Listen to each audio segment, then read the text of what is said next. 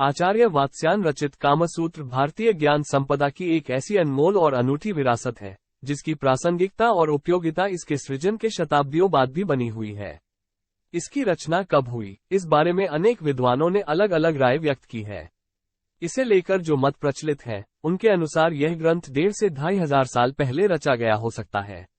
रोचक बात यह है कि कामसूत्र स्वयं में कोई मूल ग्रंथ नहीं है, बल्कि ब्रह्मा जी द्वारा धर्म, अर्थ और काम के नियमन और व्यवस्था के लिए तैयार किए गए संविधान के काम वाले हिस्से का संक्षिप्त रूप है। इस संविधान में 1,00,000 अध्याय थे। संविधान के धर्म विषय पर आधारित हिस्से को लेकर मनु ने मानव धर्मशास्त्र की रचना की और अर्थ विषय को लेकर आचार्य बृहस्पति ने बारहस्पत्य अर्थशास्त्र की। इसके बाद बचा काम विषयक अंश। भगवान शिव के सेवक नंदी ने इसका संपादन कर 1000 अध्यायों में कामशास्त्र की रचना की।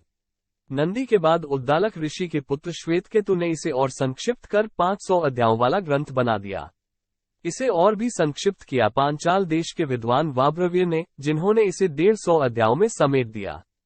वाभ्रव्य का ये ग्रंथ अनेक अधिकरणों और प्रकरणों में बंटा हुआ था, जिन्हें लेकर आचार्य दत्तक, आचार्य चारायण, आचार्य घोटकमुख जैसे विद्वानों ने अलग अलग ग्रंथ तैयार किए।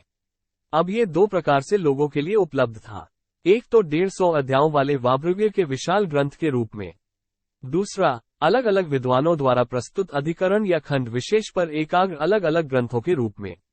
दोनों ही रूपों में आम लोगों के लिए इसका समग्र अध्ययन काफी कठिन और श्रमसाध्य था। वात्स्यायन मुनि ने इसके सर्वांगीण और सुगम अध्ययन की आवश्यकता को अनुभव किया और इसका संक्षिप्तीकरण कर कामसूत्र नाम के नए ग्रंथ की रचना की। लगभग 2000 साल पहले रचित 7 अधिकरणों, 36 अध्यायों, 64 प्रकरणों और 1250 सूत्रों, श्लोकों में विभक्त आचार्य वात्स्यायन का ये ग्रंथ हमें पंचेंद्रियों से प्राप्त होने वाले सेक्स सुख को ग्रेविटी से उठाकर मन और चेतना के गूढ़ जीरो ग्रेविटी क्षेत्र में पहुंचा देता है। कामशास्त्र का यही उद्देश्य है कि वो स्त्री और पुरुष को परस्पर मिलाकर मोक्ष प्राप्ति का अधिकारी बना सके। लगभग 200 वर्ष पूर्व ब्रिटिश भाषाविद सर रिचर्ड एफ. बर्टन ने इसका अंग्रेजी में अनुवाद किया, जिसने इसे अंतर्राष्ट्रीय स्तर पर लोकप्रिय बनाया। कहा जाता है कि आज दुनिया की लगभग हर भाषा में इसका अनुवाद हो चुका है। कामसूत्र एक ऐसी रचना है जिसने साहित्य, कला, संस्कृति आदि में अनेक महान वकालजयी कृतियों के सृजन को प्रेरणा दी है। राजस्थानी कलम में रचित अनेक चित्र, खजुराहो के विश्वप्रसिद्ध मूर्तिशिल्प, अनेक रीतिकालीन कवियों की काव्य रचनाओं का प्रेरणा स्रोत रहा है आचार्य वात्स्यायन रचित कामसूत्र। बेशक हम में से बहुत सारे लोगों ने कामसूत्र नहीं पढ़ा होगा, लेकिन शायद ही ऐसा कोई हो जिसे इसके बारे में पता न हो। वैसे ज्यादा संभावना यही है कि हमारी यह जानकारी बहुत सीमित और एकांगी हो।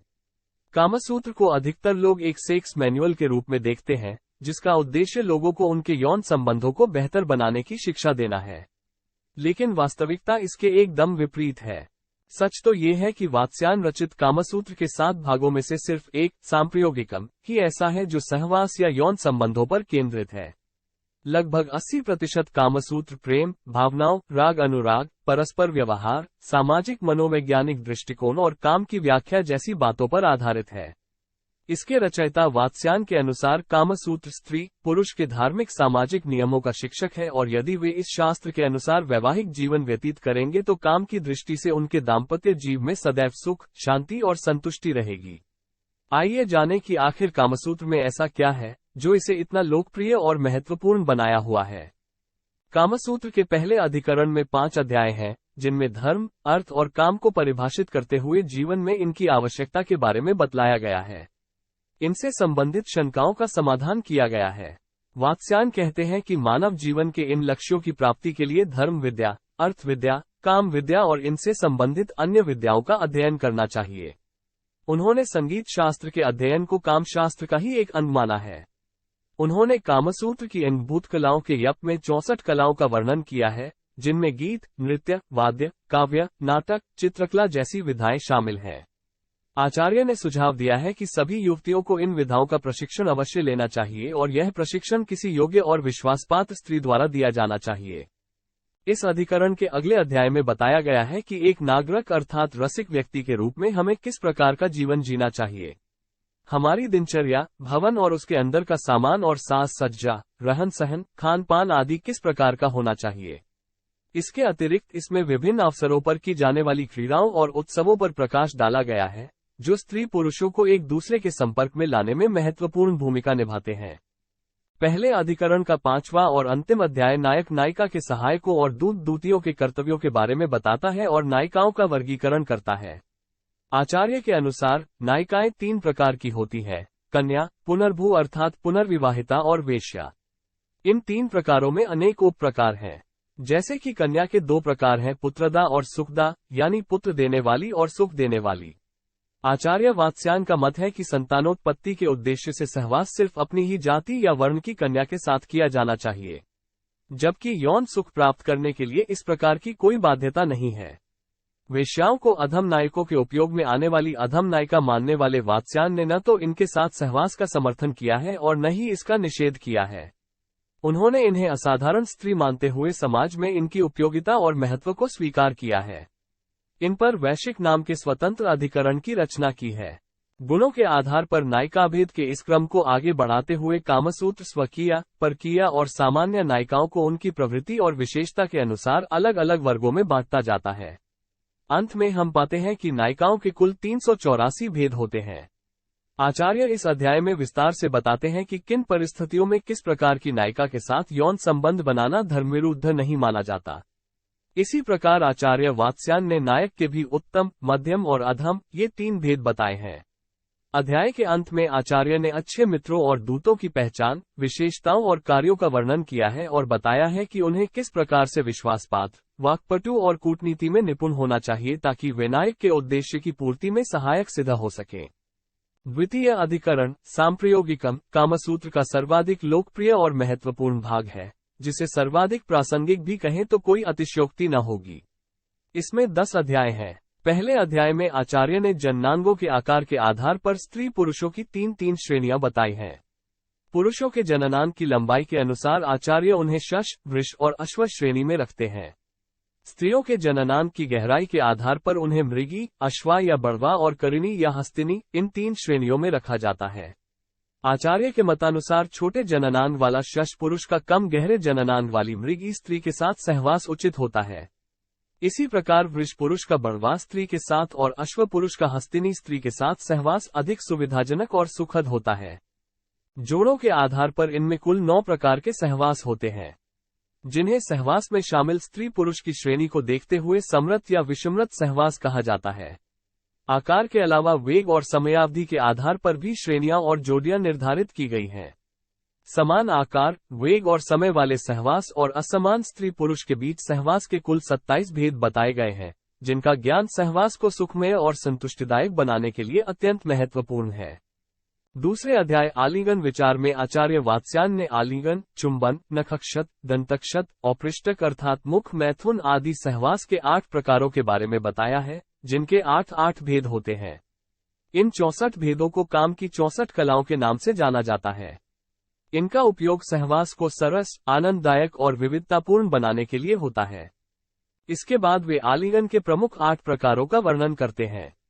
इनमें 4 प्रकार के आलिंगन स्पृष्टक, विद्धक, उद्दृष्टक, पीड़ितक उन प्रेमी प्रेमिकाओं द्वारा किए जाते हैं जो प्रेम में है लेकिन सहवास नहीं किया है। सरल भाषा में कहें तो इन आलिंगनों में बहाने से स्पर्श करना, टकराना और लिपटना, भीड़ भाड़ या अंधेरे में एक दूसरे से शरीर को रगड़ते हुए चलना, दीवार या खंभे के पास खड़े नायक या नायिका को दोनों हाथों से घेरकर दबाना जैसी क्रियाएं शामिल हैं। शेष 4 प्रकार के आलिंगन लतावेष्टितक, वृक्षधीरूढ़क, तिलतंडुलक और क्षीरजलक हैं, जो सहवास के समय किए जाते हैं।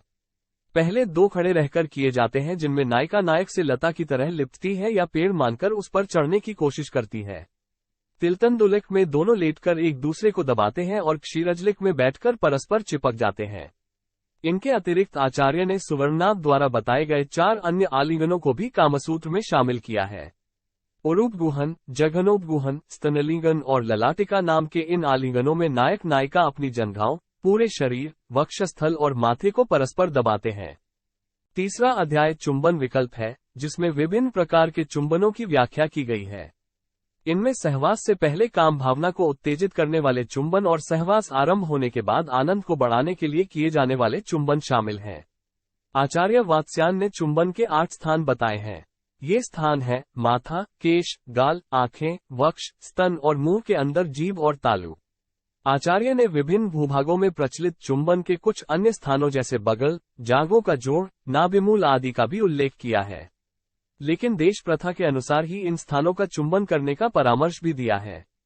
चुंबनों के आवेग, सघनता, चुंबन स्थल, परिस्थिति आदि के आधार पर आचार्य ने निमित्तक, स्फुरितक, घटितक, समचुंबन, तिर्यक चुंबन, उद्भ्रांत, अपीड़ितक आदि चुंबन प्रकारों की विशेषताओं का उल्लेख करते हुए आचार्य ने विभिन्न प्रकार की चुंबन क्रियाओं, चुंबन कला और क्रीड़ाओं के बारे में बताया है। इन्हें संपुटक, मृदु, पीड़ित, अंचित, प्रातिबोधिक, रागदीपक, चलितक आदि श्रेणी के चुंबनों द्वारा संपादित किया जाता है। इस अधिकरण के अगले 2 अध्याय नखक्षत जाति और दशनच्छेद्य विधि नाखूनों और दांतों के इस्तेमाल से कामक्रीड़ा को रोचक और रोमांचक बनाने की प्रक्रिया पर आधारित है। इनमें आचार्य ने विस्तार से बताया है कि नखक्षत और दंतक्षत कितने प्रकार के होते हैं, शरीर में किन किन जगहों पर और किस किस तरह से नाखूनों से खरोंचा जा सकता है या दांतों से काटा जा सकता है और इससे यौन और प्रेम संबंधों पर क्या प्रभाव पड़ता है। अगले अध्याय संवेष्ण विधि में सहवास में प्रयोग किए जाने वाले आसनों का वर्णन है, जिनकी सहायता से असमान आकार के जननांगों वाले युगल भी अपने सहवास को सुगम, सरस और आनंददायक बना सकते हैं। सरल शब्दों में कहें तो इन आसनों की सहायता से अधिक गहरे जननांग वाली स्त्री कम लंबे जननांग वाले पुरुष के सहवास का आनंद ले सकती है या कम गहरे जननांग वाली नायिका अधिक लंबे जननांग वाले नायक के साथ बिना पीड़ा का अनुभव किए सहवास सुख प्राप्त कर सकती है। वहीं अनुकूल आकार के जननांगों वाले युगल भी इन आसनों को अपनाकर सहवास को और अधिक रोमांच और विविधता दे सकते हैं। इन आसनों में संपुटक, उत्पीड़ितक, धेनुकर्त आदि वर्तमान में सर्वाधिक प्रचलित हैं, जिनमें क्रमशः स्त्री के ऊपर लेटकर, उसके दोनों पैरों को मोड़कर और पशुओं की तरह स्थित कर सहवास किया जाता है। इनके अलावा एक नायिका के कई नायकों या एक नायक के अनेक नायिकाओं के साथ सहवास के लिए गोयुंतिक आसन का प्रावधान किया है। अगले अध्याय प्रहनन शीतकार में सहवास के दौरान उत्तेजना और आनंद बढ़ाने के लिए शरीर पर प्रहार करने के बारे में मार्गदर्शन किया गया है। इसमें बताया गया है कि शरीर के किन अंगों पर कैसे प्रहार किया जाना चाहिए ताकि कष्ट कम और आनंद ज्यादा हो। पीठ, कंधे, स्तनों का मध्य भाग, जंघाएं आदि स्थानों पर मुट्ठी, उंगली, हथेली, उल्टी हथेली से प्रहार किए जाने पर काम भावना भड़कती है और सहवास के आनंद में वृद्धि होती है। प्रहार के प्रत्युत्तर में स्त्री किन किन ध्वनियों के माध्यम से अपनी भावनाएं प्रदर्शित करती है, इस बारे में शीतकार वाले भाग में बताया गया है। हालांकि वात्स्यायन का मत है कि भले आदमियों को प्रहरण विधियों का अनुसरण नहीं करना चाहिए। 8वें अध्याय पुरुषायत में सहवास को सुखद, सफल और आनंददायक बनाने के बारे में बताया गया है। इस अध्याय का पहला भाग सहवास की उस स्थिति के बारे में बताता है जिसमें पुरुष नीचे रहता है और स्त्री उसके ऊपर आकर पुरुषों जैसा व्यवहार करती है। दूसरे हिस्से पुरुषोत्सृप्त में सहवास से पहले स्त्री को शारीरिक और मानसिक रूप से सहवास के लिए तैयार करने और सहवास के समय विभिन्न प्रयोगों के बारे में समझाया गया है। अगला अध्याय औपृष्ठक अर्थात मुख मैथुन है। इसमें जननांग और मुंह के संपर्क व निकटता के आधार पर मुख मैथुन के 8 प्रकारों के बारे में बताया है। यद्यपि इसे अनुचित मानते हुए आचार्य का परामर्श है कि किन्नरों और वेश्याओं के साथ मुख मैथुन कर सकते हैं, लेकिन उनके मुख का चुंबन नहीं करना चाहिए। इसमें स्त्री पुरुष, पुरुष पुरुष, स्त्री स्त्री और एक ही समय स्त्री पुरुष के परस्पर मुख मैथुन के बारे में भी प्रकाश डाला गया है। इस अधिकरण के अंतिम अध्याय ऋतारंभ भावसानिक और प्रणय कलह में सहवास से पहले और सहवास के बाद किए जाने वाले व्यवहार को लेकर सुझाव दिए गए हैं। इसके अलावा इसमें प्रेम बढ़ाने के लिए नायक नायिका के बीच होने वाले झूठ मूठ के कलह को लेकर भी मार्गदर्शन किया गया है। तीसरा अधिकरण कन्या संप्रयुक्त तक 5 अध्यायों में बंटा हुआ है और विशुद्ध रूप से विवाह पूर्व, विवाह और विवाह के बाद के जीवन से संबंधित मार्गदर्शन और सुझाव देता है। पहले अध्याय में विवाह के 8 प्रकारों के बारे में बताते हुए कन्या के चयन और वर के चयन के दौरान बरती जाने वाली सावधानियों पर प्रकाश डाला गया है और समझाया गया है कि किस प्रकार के वर या कन्या से विवाह नहीं करना चाहिए और इससे क्या नुकसान हो सकते हैं। अधिकरण के अगले अध्याय में आचार्य वात्स्यायन समझाते हैं कि विवाह करके घर लाई गई कन्या के साथ पति का व्यवहार कैसा होना चाहिए, उनका आचरण, रहन सहन, आहार विहार कैसा हो। आचार्य का कथन है कि स्त्रियां फूल के समान कोमल होती हैं। उनके साथ जोर जबरदस्ती नहीं करनी चाहिए, वरना उन्हें सहवास से घृणा हो जाएगी। वो परामर्श देते हैं कि पति पत्नी पहले संयम बरतते हुए एक दूसरे का विश्वास जीते और एक दूसरे को भली भांति जानने के बाद ही सहवास करें। उनका सुझाव है कि दोनों पहली 3 रातों तक सहवास से बचते हुए सिर्फ प्रेम करें, जिसमें स्पर्श, आलिंगन, मधुर और रुचिपूर्ण बातें आदि व्यवहार शामिल हैं। इस अधिकरण का तीसरा अध्याय उन पुरुषों का मार्गदर्शन करता है जो किसी अपात्रता या असमर्थता के कारण अपनी इच्छित कन्या से विवाह नहीं कर सकते। इसमें बताया गया है कि वे किस प्रकार पारंपरिक खेलों और उपहारों के द्वारा उनका हृदय जीत सकते हैं। अध्याय में ये भी समझाया गया है कि कन्याओं को इस प्रकार के प्रयासों पर किस तरह का व्यवहार करना चाहिए। चौथे अध्याय में इसी को और अधिक विस्तार देते हुए नायक और नायिकाओं को सुझाव दिए गए हैं कि वे किस प्रकार अपनी पसंद की कन्या या युवक के सामने अपने प्रेम को अभिव्यक्त करें और उनका सामीप्य सुख किस तरह प्राप्त करें। अंतिम अध्याय भी यही बताता है कि सभी परिस्थितियां प्रतिकूल होने पर भी नायक किस प्रकार नायिका से अपनी भेंट और विवाह सुनिश्चित कर सकता है। इस अध्याय में वात्स्यायन धर्मसम्मत न माने जाने वाले पैशाच, राक्षस, गांधर्व विवाह को ही सर्वश्रेष्ठ मानते हुए प्रथम दो के साथ गांधर्व का भी सुझाव देते हैं, क्योंकि प्रथम दो में अपहरण और बलात्कार शामिल होने के कारण उन्हें उचित नहीं माना जाता। चौथा अधिकरण भार्याधिकारिक, भार्या अर्थात पत्नियों पर केंद्रित है। इसमें बताया गया है कि कन्या का अपने पति के प्रति कैसा व्यवहार होना चाहिए। इसमें पत्नियों की दो श्रेणियां बताई गई हैं। एक चारिणी यानी पति की एकमात्र पत्नी और सपत्निका अर्थात सौतों वाली पत्नी। सपत्निका श्रेणी की पत्नी ज्येष्ठा या कनिष्ठा हो सकती है। इसका अर्थ है प्रथम पत्नी या पुरुष के पुनर्विवाह के बाद पत्नी बनी स्त्री। एक चारिणी पत्नी के कर्तव्यों के बारे में वात्स्यायन ने काफी विस्तार से बताया है कि उसे अपने पति की किस प्रकार सेवा करनी चाहिए, उसकी सभी प्रकार की आवश्यकताओं को कैसे पूरा करना चाहिए, पति के मित्रों और परिवार वालों के सामने उसे कैसा व्यवहार करना चाहिए, पति को वो किस प्रकार प्रसन्न रखती सकती है। जब पति लंबे समय के लिए किसी दूसरे स्थान पर गया हो तब उसे क्या क्या सावधानियां बरतनी चाहिए। आचार्य ने सौतों वाली पत्नी को भी कई सुझाव दिए हैं, जिनका पालन कर वह अपने पति की सबसे अधिक प्रिय पत्नी बनी रह सकती है। आचार्य का मत है कि बड़ी पत्नी को अपनी सौत को छोटी बहन समझना चाहिए और छोटी पत्नी अपनी ज्येष्ठा सौत को माता के समान आदर दे। आचार्य कहते हैं कि ज्येष्ठा भार्या अपनी सौतों से द्वेष न रखते हुए उनके साथ सखियों की तरह रहे। इसी अधिकरण में आचार्य ने पुरुषों को भी सुझाव दिया है कि वे पत्नी को गृहलक्ष्मी मानकर सम्मान दें। अनेक पत्नी होने की स्थिति में पति घर में सुख शांति कैसे बनाए रख सकता है, इस बारे में भी आचार्य वात्स्यायन ने काफी अच्छा मार्गदर्शन किया है। कामसूत्र का 5वां अधिकरण पारदारिक स्त्री के साथ समागम या सहवास के बारे में है। आचार्य पराई स्त्री के साथ समागम को उचित नहीं मानते, लेकिन उनका मत है कि विशेष परिस्थितियों में इस प्रकार के संबंध बनाए जा सकते हैं। उनका परामर्श है कि इस दिशा में आगे बढ़ने से पहले लक्षित स्त्री के प्राप्त होने की संभावनाओं, उसकी पात्रता, पुरुष में उसकी रुचि और ऐसे संबंधों के क्या परिणाम हो सकते हैं जैसी बातों पर विचार कर लेना चाहिए। इसके बाद आचार्य उन कारणों का उल्लेख करते हैं जो परक्र स्त्री के लिए ऐसे संबंध स्थापित करने में बाधक होते हैं, और वे बताते हैं कि प्रयासरत पुरुष किस प्रकार इन बाधाओं पर विजय पा सकता है। इसके बाद आचार्य वात्स्यायन नायिका की निकटता के अवसर उत्पन्न करने, वस्तुओं के आदान प्रदान, प्रशंसा, नायिका के बाहरी कामों में उसकी सहायता आदि से परिचय को प्रगाढ़ता प्रदान करने का परामर्श देते हैं। वे कहते हैं कि इसके बाद एकांत में नायिका के स्पर्श, चुंबन और आलिंगन के माध्यम से नायक उस स्त्री को प्राप्त कर सकता है। लेकिन आचार्य सावधान करते हैं कि पुरुष को कब और किस प्रकार की स्त्री से नहीं मिलना चाहिए। ऐसी स्त्रियों में शंकालु, डरपोक, पहरे में रहने वाली, सास ससुर के साथ रहने वाली स्त्रियां प्रमुख हैं। तीसरे अध्याय में ऐसी स्त्रियों का वर्णन किया गया है जो पुरुष से सहवास तो चाहती हैं, लेकिन किन्हीं कारणों से न तो इसमें कोई रुचि दिखाती है और न ही पुरुषों के प्रयासों को प्रोत्साहित करती है।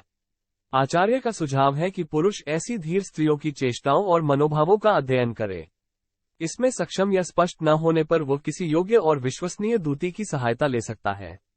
अगला अध्याय नायक की सहायता करने वाली दूतियों के कार्यों, प्रकारों और लक्षणों के बारे में बताता है। आचार्य वात्स्यायन के अनुसार दूती को नायिका के सामने उसके पति की कमियों और नायक की विशेषताओं को बढ़ा चढ़ाकर बखान करना चाहिए। उसे प्रसिद्ध प्रेम कथाएं सुनाकर उसके मन में नायक से मिलन की इच्छा जगानी चाहिए। नायक द्वारा दिए गए संदेशों, उपहार आदि को उस तक पहुंचाना चाहिए। इस अधिकरण के अंतिम 2 अध्याय राजाओं और उनके अंतपुरों में रहने वाली रानियों पर केंद्रित हैं, जिनमें बताया गया है कि किन उपायों और सावधानियों से वे अपने जीवन, सम्मान और निजता की रक्षा करते हुए परक्र स्त्री या पर पुरुषों से सहवास कर अपनी यौन क्षुधा शांत कर सकते हैं। कामसूत्र का 6वां अधिकरण वैश्यकम, वेश्याओं पर केंद्रित है। इसमें 6 अध्याय हैं। इनमें आचार्य ने विस्तार से बताया है कि वेश्याओं के सामान्य गुण क्या होते हैं, कर्तव्य क्या होते हैं, उन्हें किन स्थितियों में किस प्रकार के पुरुषों के साथ सहवास करना चाहिए या नहीं करना चाहिए, अपने प्रेमी के साथ उनका व्यवहार कैसा हो, आदि। दूसरे अध्याय में वात्स्यायन ने ऐसी वेश्याओं का मार्गदर्शन किया है जो नायक से प्रेम करने लगती हैं। वो उन्हें एक चारिणी नायिका की तरह आचरण करने के लिए कहते हैं। चूंकि यौन संबंधों से धनार्जन उसकी जीविका का जरिया है, इसलिए उन्होंने ऐसे उपाय बताए हैं जिससे उसका आर्थिक नुकसान न हो। अगले अध्याय में इसी विषय को आगे बढ़ाते हुए आचार्य बताते हैं कि वेश्या किस प्रकार आवश्यकता बताकर, आर्थिक नुकसान का बहाना कर, उपहार की मांग करने आदि उपायों से नायक से अधिक धन प्राप्त कर सकती है। लेकिन आचार्य का ये भी मत है कि यदि नायक द्वारा स्वाभाविक रूप से दिया गया धन उसके लिए पर्याप्त है तो उसे उपायों से धन नहीं लेना चाहिए। साथ ही आचार्य ने यह भी कहा है कि यदि नायक किसी संकट में पड़ता है तो उसे भी उसकी यथासंभव सहायता करनी चाहिए। वात्स्यायन ने इस पर भी विस्तार से प्रकाश डाला है कि वह नायक के उससे विरक्त हो जाने पर भी किस प्रकार धन प्राप्त कर सकती है या नायक से स्वयं विरक्त होने पर उससे कैसे पीछा छुड़ा सकती है। चौथे अध्याय में वात्स्यायन ने उन उपायों पर चर्चा की है जिनकी सहायता से वेश्या अपने पुराने, अलग हो चुके नायक से फिर संबंध स्थापित कर सकती है। वो सावधान भी करते हैं कि निर्धन, कंजूस या अस्थिर मन वाले नायकों से फिर से संबंध स्थापित करना उचित नहीं है। 5वें अध्याय में आचार्य ने वेश्याओं की 3 श्रेणियां निर्धारित की हैं। एक समय में एक ही व्यक्ति से प्रेम करने वाली एक अपरिग्रहा, कई व्यक्तियों से प्रेम करने वाली अनेक परिग्रहा और बिना किसी से प्रेम किए सिर्फ देह व्यापार करने वाली अपरिग्रहा। इसमें उन्होंने तीनों ही प्रकार की वेश्याओं का यथोचित मार्गदर्शन किया है, जिनसे वे अधिकाधिक धन, आदर और प्रेम प्राप्त कर सकती हैं। अधिकरण का अंतिम अध्याय वेश्याओं के जीवन की समस्याओं, विशेषकर आर्थिक चुनौतियों पर विचार करता है। ये बताता है कि वे किन किन कारणों से इस प्रकार की कठिनाइयों में घिर सकती हैं या इन पर विजय पा सकती हैं। इसी अध्याय में वेश्याओं के परिचारिका, नटी, रूपाजीवा, गणिका आदि 9 भेद बताए गए हैं। कामसूत्र का अंतिम अधिकरण औपनिषदिक ऐसे टोटकों और नुस्खों के बारे में बताता है जिनसे रूप, यौवन, शक्ति, सौंदर्य, क्षमता आदि में वृद्धि की जा सकती है और अपने इच्छित पुरुष या स्त्री को वश में किया जा सकता है। आचार्य वात्स्यायन की इस अमर रचना के बारे में इतना विस्तार से जानने के बाद मन में ये प्रश्न उठना स्वाभाविक है कि लगभग 2 सहस्राब्दियों पहले रचित ये ग्रंथ आज के समय में कितना प्रासंगिक है। इस बारे में यही कहा जा सकता है कि जिस प्रकार हमारे जीवन में काम हमेशा से विद्यमान है, उसी प्रकार कामसूत्र भी निरंतर किसी न किसी रूप में प्रासंगिक रहा है और रहेगा। ये सच है कि इसमें ऐसी बहुत सी बातें हैं जिन्हें उस दौर में स्वाभाविक और उचित माना जाता था, लेकिन आज वे नैतिक, सामाजिक और वैधानिक दृष्टि से अस्वीकार्य घोषित की जा चुकी हैं। मगर इस सच से भी इनकार नहीं किया जा सकता कि जाने अनजाने हमारे यौन व्यवहार और काम संबंधी गतिविधियों में इस ग्रंथ की अधिकतर बातें नजर आ ही जाती हैं। ऐसा सामाजिक, शैक्षिकी, पारिवारिक और शायद आनुवांशिक कारणों से भी हो सकता है, लेकिन हमारे अवचेतन में कामसूत्र एक शाश्वत सत्य के रूप में विद्यमान है। इसके अलावा एक और महत्वपूर्ण बात है जिसका जिक्र अप्रासंगिक नहीं होगा, वो ये कि आज बहुत सारी चीजें जिन्हें हम आधुनिकता और पाश्चात्य संस्कृति की देन मानते हैं, हमारे इस सैकड़ों साल पुराने ग्रंथ में मौजूद हैं। बस नाम बदल गए हैं। जैसे ओरल सेक्स यहाँ ऑप्रिस्टेक है, 69 का कल है, जिसे हम फ्रेंच किस कहते हैं, कामसूत्र उसे मुखयुद्ध या जिह्वायुद्ध कहता है। ग्रुप सेक्स यहाँ गोयुथिक के नाम से मिल जाता है, तो BDSM प्रहरण के नाम से। ऐसे उदाहरणों की एक लंबी सूची बनाई जा सकती है। कुल मिलाकर यह एक ऐसी महान कृति है जिसकी उपयोगिता कभी खत्म नहीं होगी।